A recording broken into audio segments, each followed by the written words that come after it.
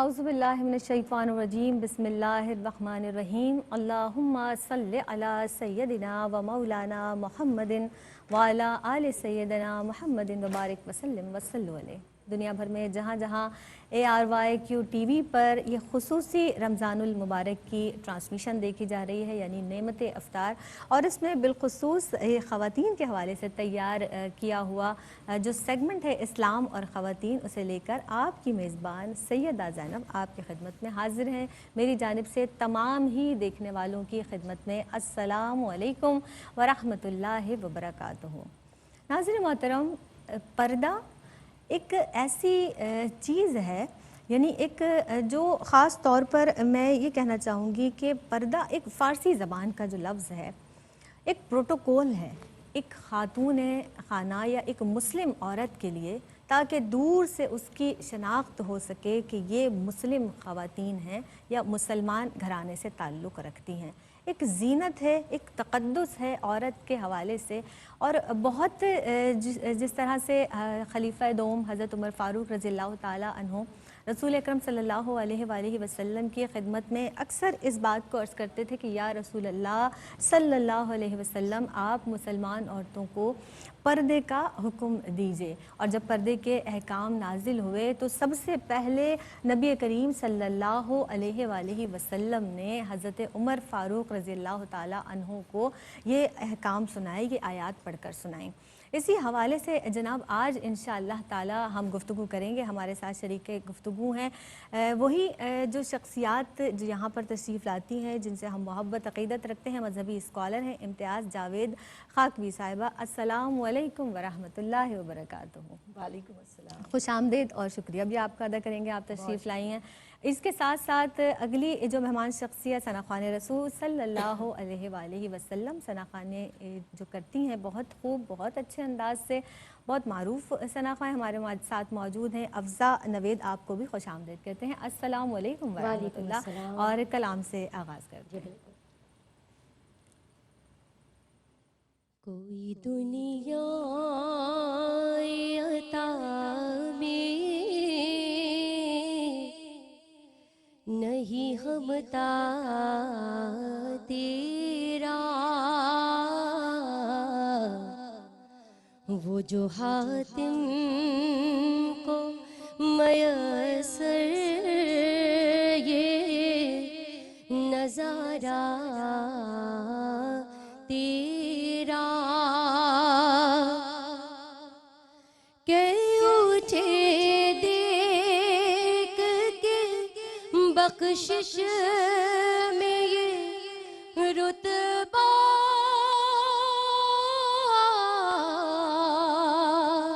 تیرا، وہاں کیا جود و کرم ہے شہ بدہا تیرا، نہیں سنتا ہی نہیں مانگنے والا تیرا، نہیں سنتا ہی نہیں مانگنے والا تیرا، اور مجھ سے ناچیز پہ ہے تیری عنایت کتنی، تو نے ہر گام میں کی میری حمایت کتنی، کیا بتاؤں تیری رحمت میں ہے وسعت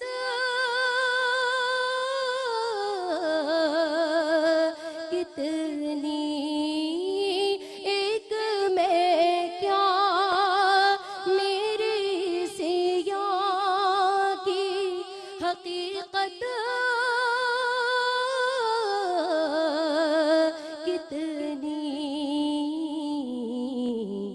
जिसे 100 लाख को काफी है इशारा तेरा,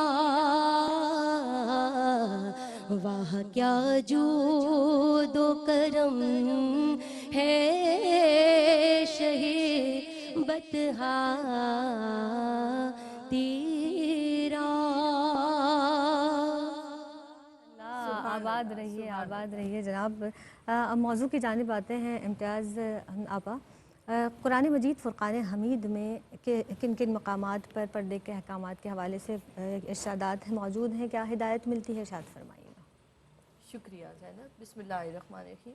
अल्लाह रब्बुल इज़्ज़त ने सूरह अहज़ाब में और सूरह नूर में पर्दे के अहकामात नाज़िल फरमाए हैं।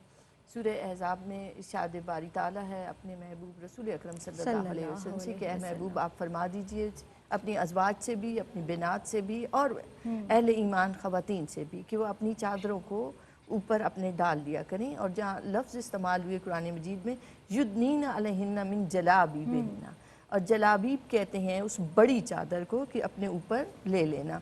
इसी तरह सूरह नूर में इरशाद बारी ताला है कि वो अपनी ओढ़नियों को अपने ऊपर अपने गिरिबानों पर डाल लिया करें।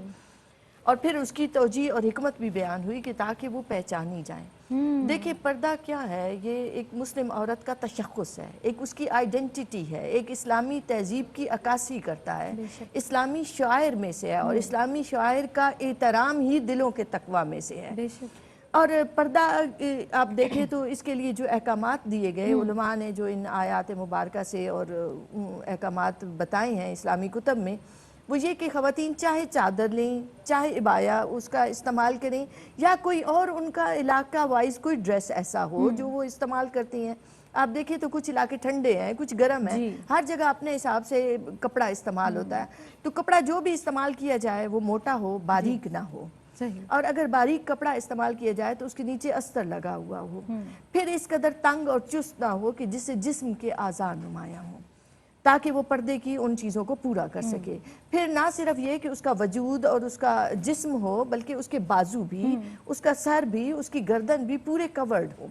और अगर चेहरा और हाथ और पाँव खुले रखते हैं तो लाजिम कम अज़ कम हदूद पूरी हो गई। मगर जो बहनें और बच्चियां चेहरों पर भी लेती हैं, हाथों पर भी ग्लव्स पहनती है, तो बहुत अच्छी बात है कि इस कदर एहतमाम करना पर्दे का कि अल्लाह राज़ी हो जाए और अल्लाह खुश हो जाए। अल्लाह पाक तौफीक अता करे मुस्लिम ख़वातीन को कि वो जहाँ भी जाएं अपनी आइडेंटिटी के साथ जाएं। दूर से कोई देखे तो पहचान ले कि ये मुस्लिम खातून है। बेशक। अब ख़वातीन के लिए जिस तरह से आपने इतनी अच्छी और वजाहत के साथ बता दिया, लेकिन फिर भी मैं चाहूँगी कि क्यों ज़रूरी है अगर बाहर से, एक तो यह है कि मुसलमान की शनाख्त हो गई कि मुस्लिम खातून यहाँ पर हैं, उसके अलावा आप इरशाद फरमाइएगा कुछ। देखें ज़ैनब, अल्लाह रब्बुल इज़्ज़त ने जो अहकामात उतारे हैं वो तीन तरह के हैं।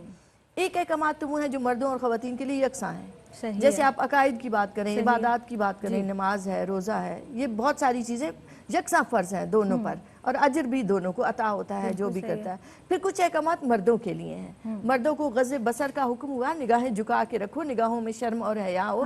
साथ उनकी जिम्मेदारियाँ उनके बताई गई कि रिजालु कव्वामूना, तुम्हें कवामियत के दर्जे पर रखा गया।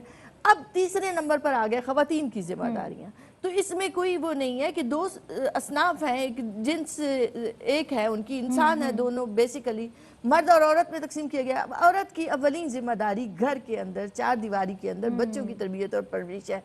इसलिए ख़वातीन को पर्दे में रखना अल्लाह रब्बुल इज़्ज़त ने पसंद फरमाया। ये अल्लाह रब्बुल इज़्ज़त का हुक्म है कि वो जब बाहर निकले तो उस पर्दे की हालत में हो, ताकि उसे कोई नामहरम उसे ना देख सके। अब आप गौर करें तो आपके सामने अगर दो टाफियाँ पड़ी हैं और एक खुली हुई पड़ी हुई है और एक के ऊपर कवर है, तो आप जब खाने के लिए उठाएंगे तो आप कौन सी टॉफी उठाएंगे जिसमें मक्खियां बैठ रही हैं, या वो वाली जो कवर में है। ये एक मिसाल से मैं समझा रही हूँ। अल्लाह रब्बुल इज़्ज़त ने फ्रूट्स को आप देखें तो उनके ऊपर कवर डाल के रखा है, और आज आप देखें तो खाना काबा पर भी कवर चढ़ा हुआ है। कुरान मजीद मुकद्दस किताब है, बाकी किताबों पे कवर नहीं चढ़ाएंगी। मुस्लिम ख़वातीन एहतमाम करती है कि उन पर गिलाफ चढ़ाया जाए। तो ख़वातीन की चूँकि जिम्मेदारियाँ घर के अंदर हैं, उनके गहरे अस्मत की हिफाजत के लिए, उनके हुस्न जमाल जो उन्हें अता किया गया है उसकी हिफाजत के लिए उन पर यह जिम्मेदारी रखी गई कि वो पर्दे का एहतमाम करें। तो ये बहुत ज़्यादा अच्छी बात है, लेकिन आप हमारी बहनों को ये भी बताइएगा कि बेपर्दगी के क्या नुकसानात हो सकते हैं या होते हैं। دیکھیں جب عورت بے پردہ باہر نکلتی ہے تو جیسے میں نے کہا مردوں کی ہوس کا شکار ہوتی ہے، اس کے گوہر عصمت کی حفاظت نہیں ہو پاتی، معاشرے میں فحاشی اور عریانیت بڑھتی ہے، فحاشی اور عریانیت بڑھ جاتی ہے تو نفسانی خواہشات میں انسان بے لگام ہوتا چلا جاتا ہے۔ تو جب عورت پردے میں ہوتی ہے تو ان سب چیزوں سے محفوظ رہتی ہے۔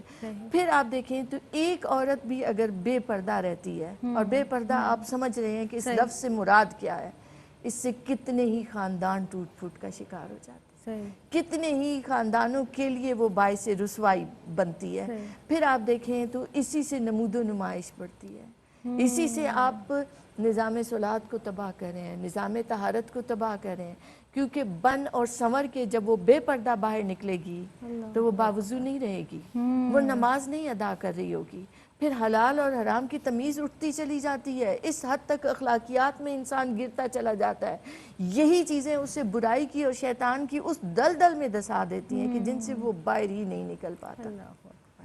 کیوں مغرب خوف زدہ ہے ایک 1.25 گز کے کپڑے سے؟ یہ 1.25 گز کا کپڑا ہے نا جو اس پر لپیٹنے کے لیے چاہیے ہوتا ہے، صحیح۔ یہ ایک اسلامی تہذیب کی عکاسی ہے، اس لیے۔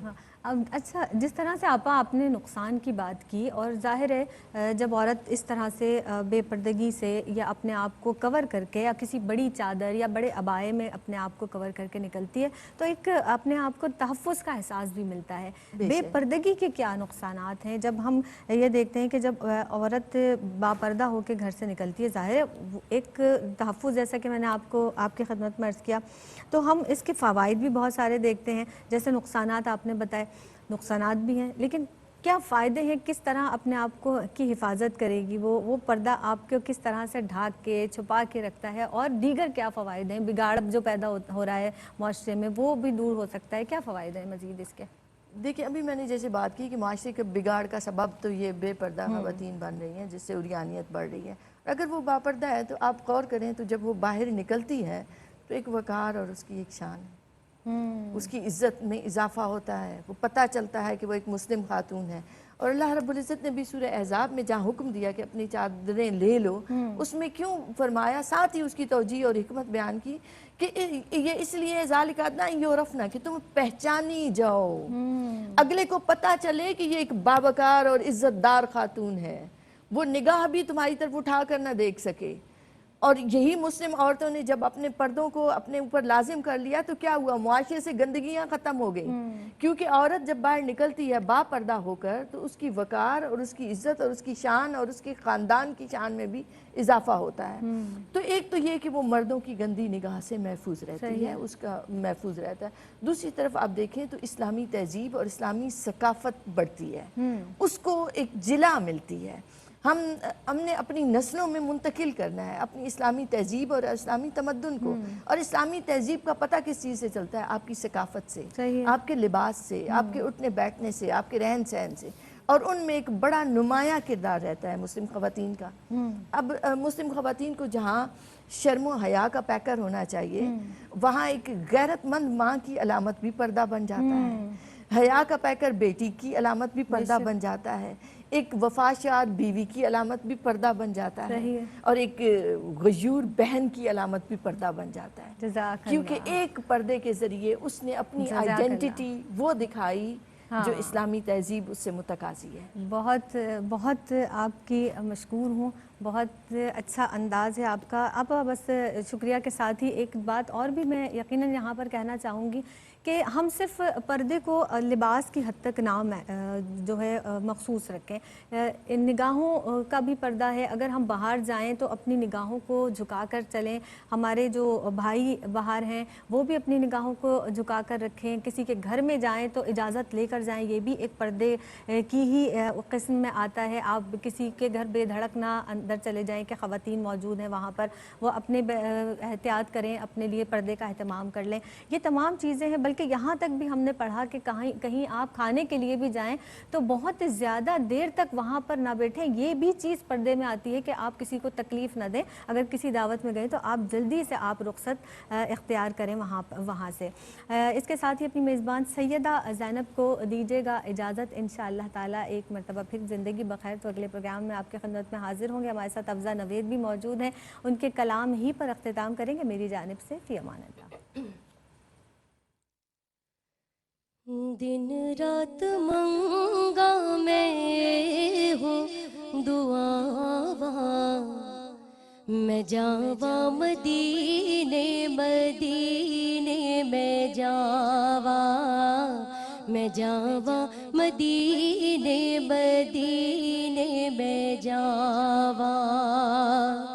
दिन रात मंगा मैं हो दुआवा, मैं जावा मदीने मदीने में जावा, मैं जावा मदीने मदीने में जावा। दुरूदा दे गजरे सलाता दी डाली, पढ़ पढ़ चढ़ा देने लखा सवाली। दुरूदा दे गजरे सलाता दी डाली, पढ़ पढ़ चढ़ा देने लखा सवाली। मैं भी कमली वाले नू दुखड़े सुनावा, मैं जावा मदीने मदीने में जावा, मैं जावा मदीने मदीने में जावा। मैं सोहणे मोहम्मद दी गलियों तो सदके, मोहम्मद दे हर एक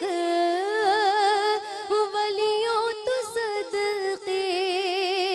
मैं सोहणे मोहम्मद दी गलियों तो सदके, मोहम्मद दे हर एक वलियों तो सदके। मैं सोहणे दी राह विच अखियां बिछावा, मैं जावा मदीने मदीने में जावा, मैं जावा मदीने मदीने में जावा। दिन रात मंगा मैं हो दुआवा, मैं जावा मदीने मदीने में जावा, मैं जावा मदीने मदीने। अल्लाह की रहमतों का खजीना शान रमजान, अल्लाह की रहमतों का खजीना शान रमजान।